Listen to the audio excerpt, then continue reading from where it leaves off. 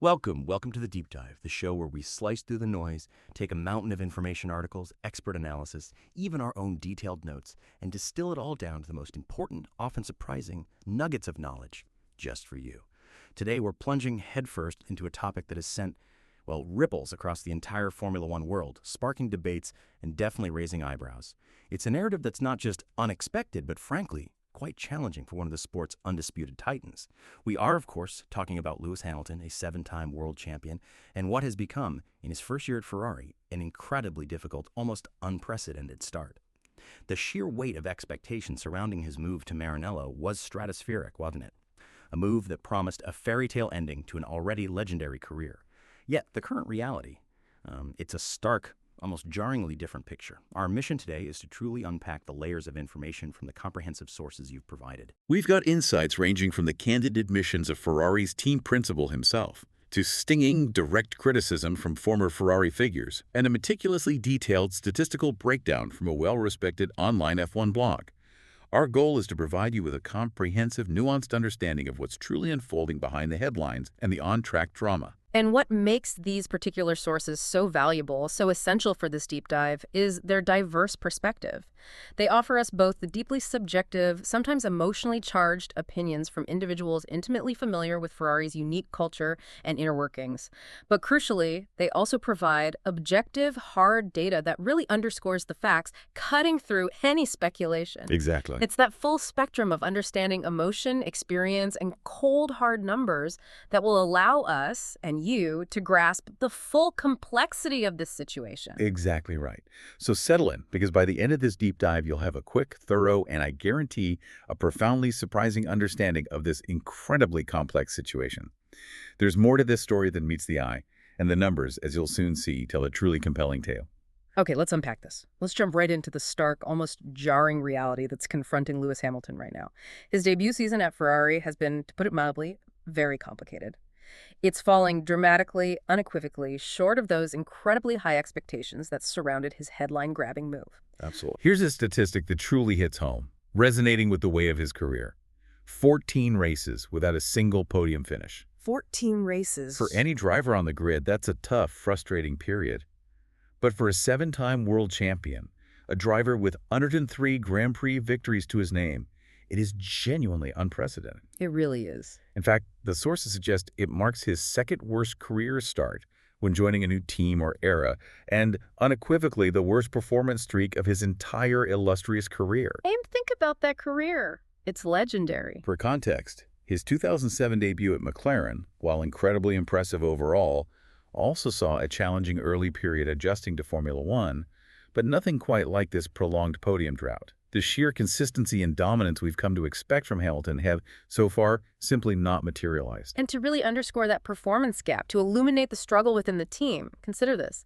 In that very same period, leading up to the summer break, Charles Leclerc, his teammate, has already accumulated 5 podium finishes. 5, compared to 0. Exactly. That's not just a contrast. It's a significant disparity that highlights not only Hamilton's personal challenge, but also that the car itself, the SF25, clearly has the performance capability to reach the top 3. Right, the car can get there. It's a very different picture on each side of the garage, and it's something that inevitably puts immense pressure on Hamilton. You have to think it does. It does. And if you look at the championship standings, the picture becomes even clearer. Hamilton is currently sitting in 6th place with 109 points. 6th. That's a significant 42 points behind Charles Leclerc, who has 151. 42 points is almost 2 full Grand Prix victories worth of difference. It's a huge gap. Despite both drivers theoretically having the same weapons, the same Ferrari car, the SF25, Ferrari's challenger for the current season. This implies that the issue isn't simply the car's inherent pace, but something more nuanced about how each driver is extracting performance from it. Yeah, it points to adaptation, doesn't it? Or maybe something else. Now, this unexpected situation has perhaps inevitably invited a lot of external commentary, and some of it has been nothing short of ferocious. That's putting it mildly. One of the most vocal and frankly scathing criticisms has come from John Alesi. For those who might not know, Alesi was a Ferrari driver from 1991 to 1995, a passionate, often fiery character known for his uncompromising style, both on and off the track. Oh yeah, Alesi doesn't hold back. He certainly doesn't pull his punches. In his column for a prominent F1 publication, he leveled some incredibly strong words against Hamilton. His core complaint: Hamilton's attitude and public demeanor during the Hungarian Grand Prix. Hungary. That was tough to watch. Alesi specifically highlighted Hamilton's self-deprecating remarks, where he called himself completely useless and even insinuated that Ferrari should be looking for another driver. Wow. Completely useless. That's heavy. These were incredibly severe, almost self-flagellating words for a driver to say about himself, particularly a champion of Hamilton's stature. Alesi's perspective on this is absolutely crucial because it comes from a deep understanding of the unique psychological crucible that is Ferrari. He stated very directly, "I believe his attitude demoralizes those who work with him." That's a big claim. It is. This isn't just about public perception. It's about the internal fabric of the team. In the intense, high-pressure environment of Maranello, a driver's mental fortitude, their belief in themselves and the team is infectious. Yeah, it must ripple through the garage. Exactly. When a champion of Hamilton's caliber expresses such profound doubt publicly, it can, as Alesi suggests, ripple through the entire organization, from the mechanics to the strategists, potentially undermining morale and belief. And what truly gives weight to his statement is the historical comparison he makes, invoking the ghosts of champions past. Senna or Schumacher never would have said something like that. Oof, that's drawing a serious line. This isn't just a casual remark. It's a statement steeped in the legacy of two of the sport's most revered figures, known for their unyielding mental fortitude, their iron will to win, and their absolute refusal to project any weakness.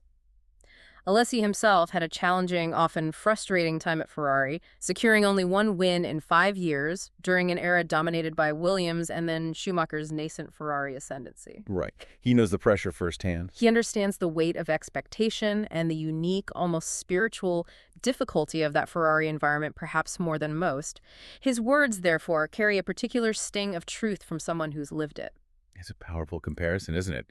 And Alesi's vivid description of the Hungarian GP paints an almost theatrical picture of the team's weekend. He said, and I quote, "It looked like an Italian comedy, but it became a horror movie." That's quite the image. But it kind of fits, doesn't it? It perfectly encapsulates the dramatic shift. From Charles Leclerc starting the race on pole position, the highest point of expectation, to the team's overall debacle, Hamilton's particularly poor performance contributing to the dramatic downfall. A real roller coaster. It highlights that the external perception of Ferrari is as much about the emotional journey as it is about the raw results. And the criticism isn't just coming from former Ferrari drivers like Alesi. We're seeing criticisms of his season at Ferrari increasing across the board. It's becoming a louder chorus. It's not just passionate ex-drivers or traditional commentators. Even figures like Bernie Ecclestone, the former F1 Supremo, have weighed in. Ecclestone, known for his bluntness, he has often provocative and unapologetic statements. Never one to mince words, Bernie. Even advised Hamilton's retirement, suggesting that perhaps his time at the very pinnacle of the sport was drawing to a close. Yeah, that got a lot of headlines. It connects to this larger perennial narrative in Formula One, doesn't it? How so? When a multi-champion, someone of Hamilton's unparalleled caliber, experiences such a sustained dip in performance, the media scrutiny becomes incredibly intense, almost suffocating. Every word, every gesture, every nuance is analyzed under a microscope, magnified tenfold because of who he is. True. The spotlight is always brighter on the biggest names. It's a testament to the immense, almost unimaginable pressure that comes with being at the very top of the sport, especially when you're also carrying the hopes and the spiritual weight of a team like Ferrari, where simply participating is never enough. Only victory truly satisfies. Yeah, the Tifosi demands success. It's a relentless, unyielding spotlight that few can truly comprehend. Moving from the external critique, from the passionate ex-drivers and the blunt former Supremos, let's transition to Ferrari's internal perspective, specifically from team principal Frédéric Vasseur. Okay, what's the view from inside Maranello? He's been remarkably candid, offering what he himself describes as a retrospective recognition of a miscalculation in Hamilton's signing. This isn't just speculation or media whispers. It's coming directly from the top. That's An significant. admission of unforeseen challenges that weren't fully appreciated during the initial euphoria of the announcement. Vasseur was quoted in an interview with DAZN stating very clearly, "Both Lewis and I underestimated what that change meant, from the culture to the people." Wow, that's quite an admission from a team boss. Underestimated. It's a surprisingly honest admission, one that really highlights the unforeseen complexities of this transition, complexities that extend far beyond just strapping into a new car and learning a new steering wheel. He elaborated extensively on the why behind this miscalculation, didn't he? He explained that both parties underestimated the necessary adaptation time required not just for Lewis to get accustomed to the SF25 car. Which is a challenge in itself. And that's a significant challenge, adapting to a car with fundamentally different characteristics, perhaps its unique tire degradation profile or its specific front-end feel, but also, and perhaps more profoundly, to the broader Ferrari environment. Ah, the famous Ferrari culture. This is a crucial, often overlooked context. Hamilton came from a 20-year career, his entire adult professional life, entirely within the Mercedes environment, first with McLaren, then with the Works Mercedes team. 2 decades. That's basically his entire F1 life. That's 2 decades of ingrained processes, specific communication styles, established relationships, engineering philosophies, even the subtle nuances of team hierarchy and decision-making. Vasseur explicitly stated, it is not easy to change all that. You can imagine it's a total reset. It's a profound shift, far beyond simply learning a new set of controls. It's an entire cultural and operational reset for a driver, requiring him to recalibrate his instincts, his communication, and his problem-solving approach to a completely new ecosystem, where even the language spoken in the garage can be a factor. The spirit of the Scuderia is truly unique in motorsport, and it demands a specific kind of adaptation, even from the most seasoned veterans. Despite these significant struggles, despite the lack of podiums and the points deficit, it's important to acknowledge Hamilton's Herculean efforts behind the scenes. Vasseur has noted that Hamilton himself has admitted this has been the year he's worked the hardest. That doesn't surprise me, knowing his work ethic. He's apparently getting involved in every area he can, from debriefs to simulator sessions, trying to understand and integrate himself into the team's processes, seeking every marginal gain possible. It highlights a relentless work ethic that has defined his career. And that dedication, that sheer commitment to overcoming these challenges is incredibly significant. It shows a clear, unwavering intent to bridge the gap and turn the situation around, even if the on-track results aren't immediately reflecting that effort. Yeah, he's definitely not phoning it in. It speaks volumes about his professional commitment and his desire to succeed, even amidst what must be a deeply frustrating, almost soul-crushing period for a driver accustomed to perennial victory. It's not a case of him disengaging or giving up. Rather, he's trying to double down on his efforts to adapt, to push himself and the team to find solutions, which, for a driver like Hamilton, is a testament to his character. Let's look at the bigger picture for Ferrari beyond just Hamilton's performance. The team is currently second in the Constructors' World Championship, which, on the surface, sounds respectable, a solid improvement from recent seasons. Second is good, yes. Better than third or fourth. But while being second is certainly a step in the right direction and a testament to their overall car development this season, we need to qualify that by mentioning the significant points gap to the leading papaya cars, as they're colloquially known due to McLaren's distinctive orange livery. Ah, yes, McLaren are flying this year. Yeah, McLaren has emerged as a powerful, consistent force this season, currently holding a massive 299-point lead over Ferrari. So, while Ferrari is P2, the championship race at the very top isn't close by any stretch of the imagination. So it's more best of the rest? Pretty much. It's a battle for best of the rest rather than a direct title challenge at this stage. Right. But despite that formidable gap, Vasseur still maintains an optimistic, almost defiant outlook for the remainder of the season, with 10 races left after the summer break. He's set a clear, ambitious goal for his team. I still want to win at least one Grand Prix this year. We need to make the most of everything we have. That's fighting talk. Sets the target. That's a bold statement, and it squarely puts pressure on both drivers to deliver in the remaining races, to capitalize on any opportunity that arises, be it strategic gambles or sheer pace. And to reinforce Vasseur's confidence and to highlight the silver lining for Ferrari this season, he specifically highlighted Charles Leclerc. He described Leclerc as insatiable, a driver with an unending hunger for success. You can see that on track. He praised Leclerc's remarkable resilience, stating, "In a season like this, with so many expectations and suddenly you go through a bad streak, it's very easy to give up.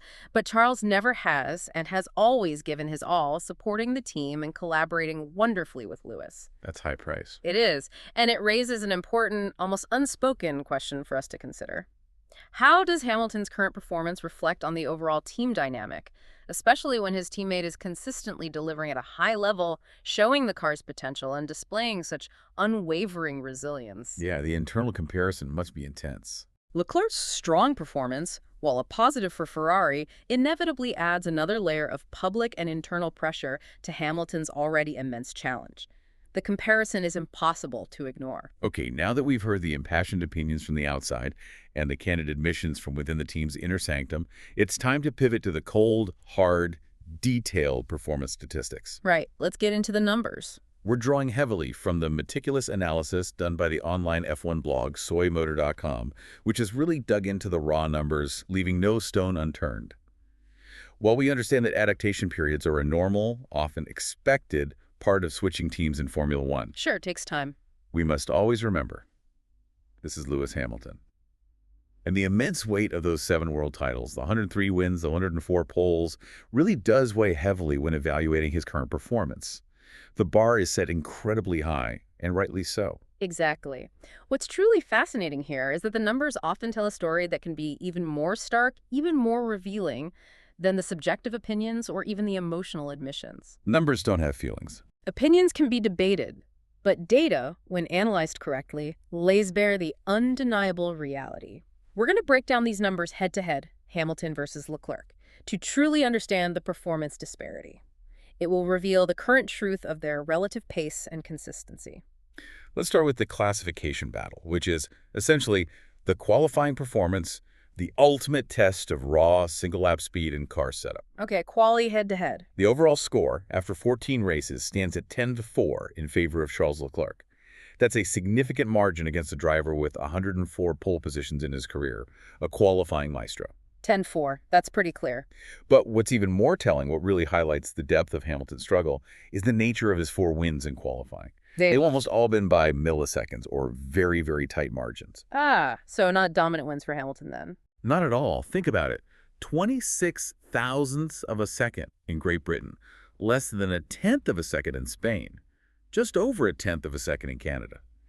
These are razor-thin differences, almost indistinguishable to the naked eye, often decided by a slight lift or a tiny bit of oversteer on the very last corner. Okay, so knife edge wins, and Leclerc's 10. Well, this stands in stark, almost brutal contrast to Leclerc's dominant wins in qualifying. While Hamilton's wins have been by the narrowest of hairs, Leclerc has put more than half a second on him on several occasions. Half a second in qualifying, that's huge. Let's look at some specific examples from the data which paint a very clear picture. In Bahrain, the very first race, where Hamilton had even done preseason testing with the SF25 and should have been somewhat acclimated. Right, he had seat time there. Leclerc was third, while Hamilton was a distant ninth, with nearly a 6/10 difference between them. That's an eternity in F1 qualifying. 6/10. Wow. In Saudi Arabia, Leclerc again put in a formidable performance, finishing 4th to Hamilton's 7th, with over half a second separating them. Another big gap. In Japan, a circuit that demands precision and commitment, Leclerc qualified 4th, Hamilton 8th, nearly 4/10 difference and 4 positions on the grid. 4/10 in 4 places. Yeah, that's decisive. And then there's Monaco, the shortest track on the calendar, where every millisecond counts and track position is paramount. Leclerc was 2nd, Hamilton 4th, with a 3/10 difference. 3/10 in Monaco is massive. That really shows a difference in confidence with the car, doesn't it? Especially through those tight sections. Absolutely. On a track that short, 3/10 is incredibly significant. It's a huge margin, indicating a fundamental difference in confidence and car feel. And we absolutely cannot forget the Hungarian Grand Prix classification, which Jean Alesi highlighted earlier. Leclerc was on its sensational pole position, showcasing the car's ultimate potential on a circuit where qualifying is crucial and grip is king. Pole for Leclerc. Meanwhile, Hamilton failed to even pass Q3 entirely, finishing a shocking 12th. This is particularly striking because Hungary is a circuit known for its emphasis on qualifying performance, its technical nature, and it's a track where Hamilton typically excels, often dominating. Yeah, Hungary is usually a Hamilton track. 12th is. Well, it's bad. His struggle there was a profound indicator of his lack of comfort with the Ferrari's particular characteristics, especially when pushing for the absolute limit. So when we look at the classification battle, that 10-4 score honestly does even more justice to Hamilton than it does to Leclerc if we're truly honest about the performance. And I mean, Hamilton's 4 wins were marginal, almost indistinguishable from a statistical tie, relying on the slightest of errors from his teammate or a last-gasp effort. But Leclerc's wins were often overwhelming, decisive statements of pace, demonstrating a profound synergy with the car and an ability to extract maximum performance. okay, point taken. The scoreline flatters Hamilton a bit. The raw numbers only scratched the surface of that profound difference in qualifying prowess this season. If the classification battle was lopsided, the race performance comparison is, according to the detailed data from soymotor.com, even more unbalanced. Uh-oh. How much worse? The score stands at a dominant 12-2 in favor of Leclerc, if we include China, where Leclerc finished ahead before a post-race disqualification for both drivers, or 11-2 if we exclude it. 12-2 or 11-2. Either way, that's crushing. Either way, it's a crushing lead for Leclerc in terms of who consistently crosses the finish line ahead. And this disparity in on-track performance is reflected directly in the championship points gap. Leclerc is at 151 points, Hamilton at 109. That's a 42-point difference, which, as we noted, is almost 2 Grand Prix worth of points, a chasm that only seems to be widening. The points don't lie there. Plus, Leclerc has secured 5 podiums so far this season in Saudi Arabia, Monaco, Spain, Austria, and Belgium, showcasing consistent front-running pace, while Hamilton has, notably, a grand total of 0 podium finishes. 0 podiums is a really shocking stat, isn't it, for him? This isn't just about bad luck. It's about consistent underperformance relative to his teammate. Let's go through some of those race-by-race examples from the data to really drive home the outcomes and provide crucial context. In Australia, Leclerc finished 8th, Hamilton 10th. Okay. In Japan, Bahrain, Saudi Arabia, and Miami, with the exception of the sprint race in Miami, Leclerc was consistently ahead of Hamilton, often by significant margins. So a clear pattern early on. The first time Hamilton finished ahead of Leclerc in a main race was at Imola. But if you recall that race... Yes, Imola. Yeah. There was context there, wasn't there? Hamilton's advantage came almost entirely from a stroke of luck. Leclerc was ahead, but launched into a very risky pit strategy, opting for an earlier stop that didn't pay off, and then a safety car period, timed perfectly for Hamilton, essentially ruined the Leclerc's race. Right, so not exactly a straight fight, one on pace. So Hamilton's win there, while recorded, certainly came with significant caveats and wasn't a true head-to-head victory on pure pace. Leclerc was ahead again in Monaco, Spain, Canada, and Austria, showcasing his consistency across a variety of track types. Then we get to Britain. Silverstone, his home race. He did well there, right? He did finish very much ahead of Leclerc in the race. However, the soymotor.com analysis clarifies this was the only time all year that Hamilton has been truly superior to Leclerc in the race. The only time. And again, there's a crucial caveat that lessens its impact on the overall head-to-head. It was largely due to Leclerc's crazy strategy, which he adopted right at the start of the race, leading him to later admit it was his worst race of the season. So even that win needs an asterisk. So even Hamilton's single dominant win there comes with a specific mitigating context. It wasn't a demonstration of Hamilton simply finding a breakthrough, but rather capitalizing on his teammates' tactical misstep. And let's talk about Hamilton's most recent debacle performances in Belgium and Hungary, which truly highlight his current struggles. Yeah, the last 2 races before the break were particularly painful. In Belgium, a track where pure car performance and driver confidence are paramount, we saw Hamilton making uncharacteristic errors in sprint qualifying, leaving him 18th. And then in regular qualifying, he was 16th due to track limits infringements, exiting in Q1. Q1 exit. That's rare for him.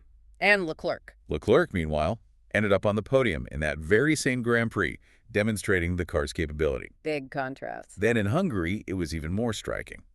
Leclerc was on pole, fought valiantly for a podium, and ultimately finished 4th, while Hamilton, in a circuit he usually masters, one that often brings out his best, missed Q3 entirely and finished a dismal 12th. Pole to 12th, that's night and day within the same team. These weren't just minor off days, they were significant public struggles. So, to summarize the race comparison, the 12-2 score is utterly conclusive. And when you factor in that 42-point gap in the championship, along with the complete absence of podiums for Hamilton compared to Leclerc's 5, it becomes quite simply undeniable. The numbers are pretty damning. The data truly paints a stark, unvarnished picture of the performance differential between the 2 Ferrari drivers this season, a picture that is difficult for even the most ardent Hamilton supporter to ignore. It's a struggle that goes beyond mere adjustment. This brings us to a crucial, almost philosophical point about the aura of champion versus the current stark reality. The sources emphasize that Hamilton arrived at Ferrari with the aura of a world champion, Absolutely. The hype was incredible. with the expectation that he should have shone with his own light, especially given his illustrious record-breaking career. The narrative was that he would arrive, conquer, and potentially deliver Ferrari their first championship in decades. The dream scenario. However, as the numbers and observations clearly show, it's been quite a disappointing start so far. The aura, while still potent off track, has not translated into immediate dominant performance on it. The reality hasn't matched the hype yet. To put Hamilton's current situation into crucial historical context, let's compare his start to that of Carlos Sainz's first year at Ferrari in 2021. Okay, Sainz versus Leclerc in 21. Good comparison. It was a more or less similar situation in that Sainz, coming from McLaren, also had to adapt to a new team while going up against an already established, highly rated teammate in Charles Leclerc, who was very much the anointed future of Ferrari. Sainz certainly had his initial struggles, as is typical for any driver moving teams. He lost out to Leclerc in Bahrain, Italy, Portugal, and Spain early in that season as he grappled with the unique characteristics of the Ferrari, famously known for its tricky front end. Took him a few races to get up to speed. However, Sainz's turning point came relatively quickly. He first managed to beat Leclerc in their 5th race together at Monaco. Now, there are caveats there. Leclerc had taken pole, but unfortunately crashed before the race even began, so Sainz finished ahead by default of Leclerc not starting. Ah, right, the Monaco curse for Charles. But it was still a key moment of perceived ascendancy. Crucially, Sainz's first podium came in his relatively early 5th race with Ferrari, demonstrating a quicker adaptation to the front-running pace required. 5th race for a podium. Hamilton is at 14 and counting. Exactly. When we compare this directly to Hamilton's current performance, Sainz managed to beat Leclerc in 5 races within their first 14 Grand Prix, which is quite a bit better than Lewis Hamilton, who has only managed a mere 2. 5 wins against Leclerc in 14 races versus Hamilton's 2. Yeah, that's significant. And for an even broader perspective, a testament to his impressive adaptation, Sainz actually finished the entire 2021 season ahead of Leclerc in the driver's standings by 5.5 points, an outcome that surprised many given Leclerc's established status. He beat Leclerc over the whole season in his first year. Sainz proved that a new driver could not only adapt but thrive fairly quickly against an entrenched teammate. That's a strong comparison point, especially since it involved the same established teammate, providing a direct metric. Now, let's look at Sebastian Vettel's time at Ferrari, a driver who also arrived with multiple championships under his belt. Okay, Vettel, another champion joining the Scuderia. First, let's consider his 2019 season against Leclerc. Here, Vettel, as an established 4-time champion and team leader, initially started the season better than the younger Leclerc. Yeah, Vettel had the upper hand early on. But then we saw a significant change in trend from the French Grand Prix onwards, where Leclerc found his stride and consistently outpaced Vettel, leading to him ultimately finishing ahead overall in the championship. Right. Leclerc really turned the tables mid-season. It showed the young gun could take on the established champ. This showed that even established champions could be challenged and eventually surpassed by a rising talent within the same team. But the more direct and perhaps most telling comparison for Hamilton's current Ferrari debut is arguably Vettel's 2015 Ferrari debut. 2015. That was a very different story for Seb at Ferrari. This year was universally described in the sources as one of his best years in his entire Formula One career, despite not winning the championship against the then-dominant Mercedes. It was a year of resurgence and remarkable consistency. And you can absolutely see why it's considered one of his finest seasons. Vettel had almost immediate electrifying success. He secured a podium finish in his very first race for Ferrari in Australia, signaling a clear intent. Podium straight out of the box. Then, incredibly, he took a win in just his second race for the team at the Malaysian Grand Prix in a stunning upset over the mighty Mercedes. A win in his second race. Yes. He followed that up with 2 more victories later in the season in Hungary and Singapore, showcasing genuine pace and strategic brilliance. 3 wins in his first year. Despite all the immense pressure that comes with racing for Ferrari, the expectation to deliver immediately, Vettel had a pretty good year, truly maximizing the car's potential. He managed to finish a remarkable 3rd in the championship, only behind the Mercedes, which were largely unbeatable that year. So he hit the ground running and delivered immediately. So he didn't just adapt, he thrived, delivering immediate significant results and becoming a consistent thorn in Mercedes' side. And finally, let's recall Fernando Alonso's triumphant debut with Ferrari in 2010, another multi-world champion making a high-profile move. Alonso at Ferrari, another huge arrival. And he truly hit the ground running, demonstrating why he was considered one of the sport's all-time greats. How did he start? He achieved immediate, undeniable success, securing a sensational victory in his very first race as a Ferrari driver at the Bahrain Grand Prix in 2010. Won his first race. Just like Kimi, actually. It was a storybook start.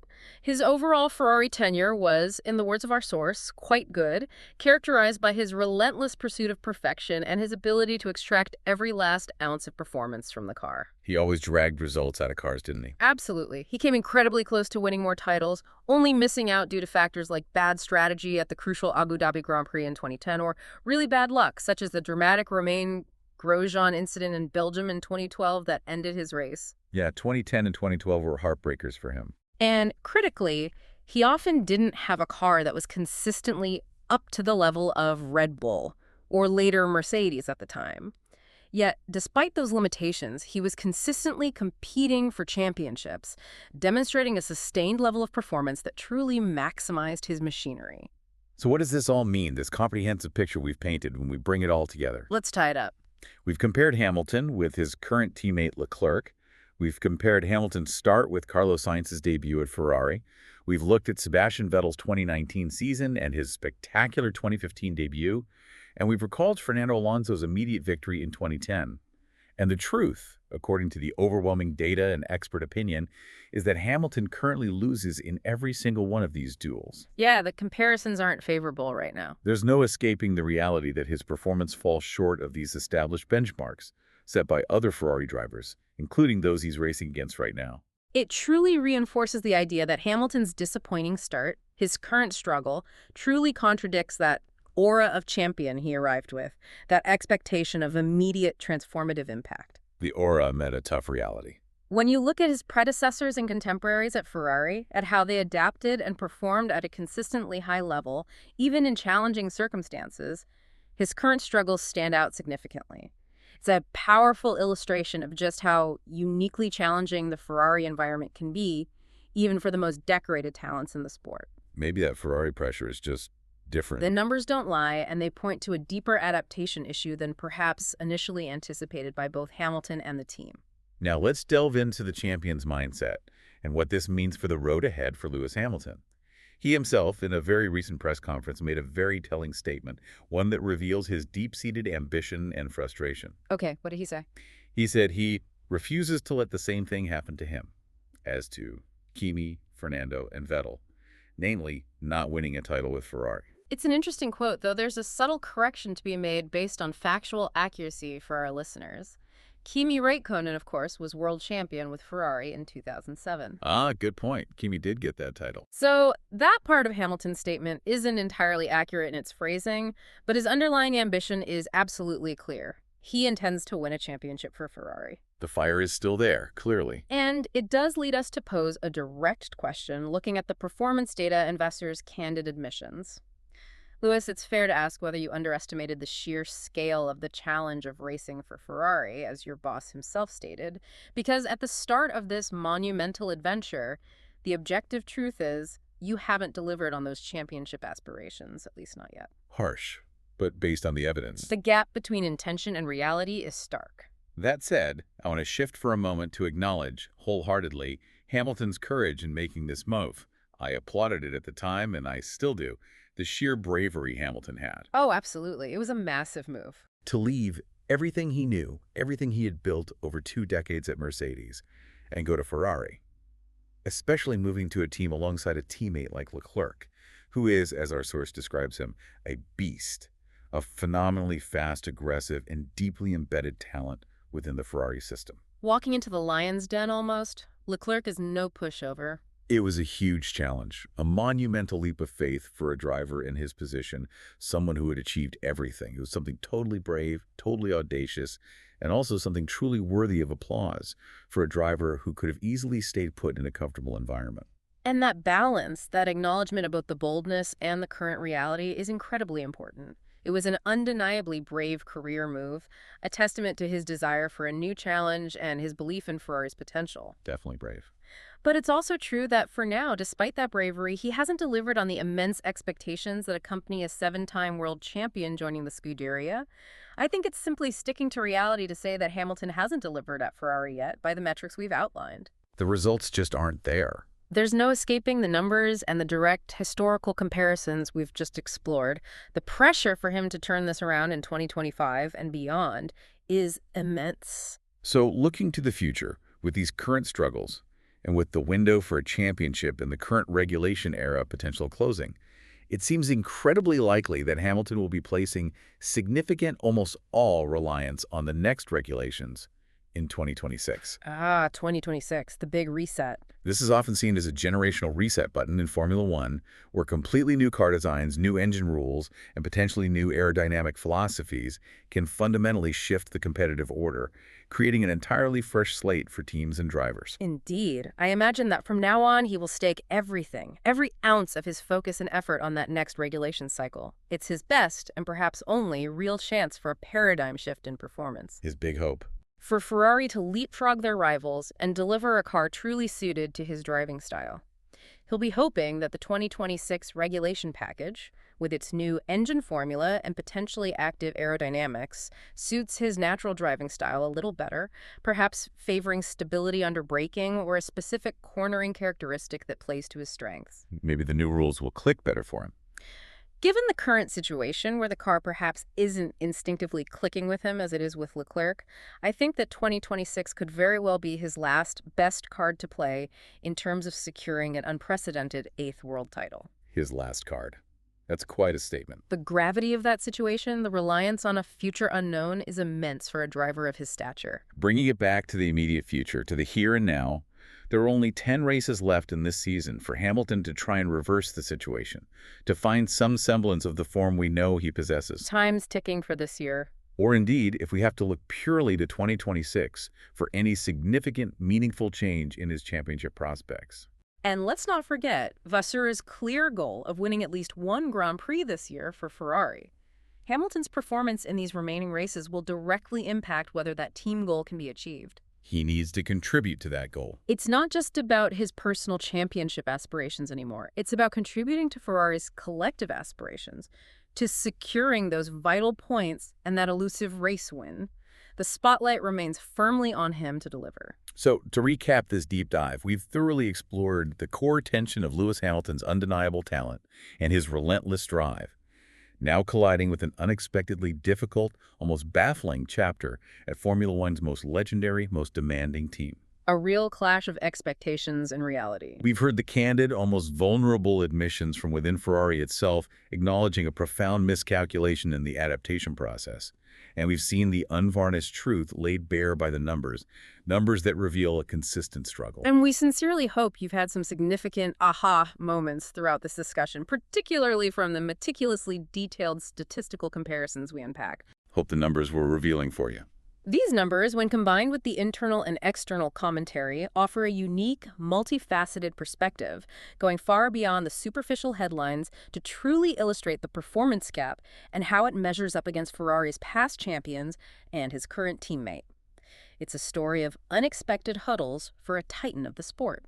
Given everything we've unpacked today, the revealing statistics, the internal admissions of unforeseen challenges, the sharp external criticisms, and the compelling historical comparisons, what does Lewis Hamilton's current struggle, and Ferrari's candid acknowledgement of it, truly reveal about the very nature of Formula One, even for its greatest champions? Yeah, that's the big question, isn't it? Is it merely about a driver's immediate skill and their ability to adapt to a new car? Or does the unique, almost mythical culture and the immense legacy of a team like Ferrari present a more profound, almost intangible challenge, a burden of expectation that can humble even the most decorated figures in motorsport? Something deep to think about there. It's certainly something worth pondering, a thought to carry with you long after our discussion ends. Thank you for joining us on this deep dive into the fascinating, often brutal world of Formula One. We appreciate you spending your time with us, and we hope you've gained some valuable insights today. Yeah, thanks for tuning in. If you enjoyed this deep dive, please consider rating and reviewing the show wherever you listen. It truly helps us bring more of these conversations to you. We'll see you next time on The Deep Dive.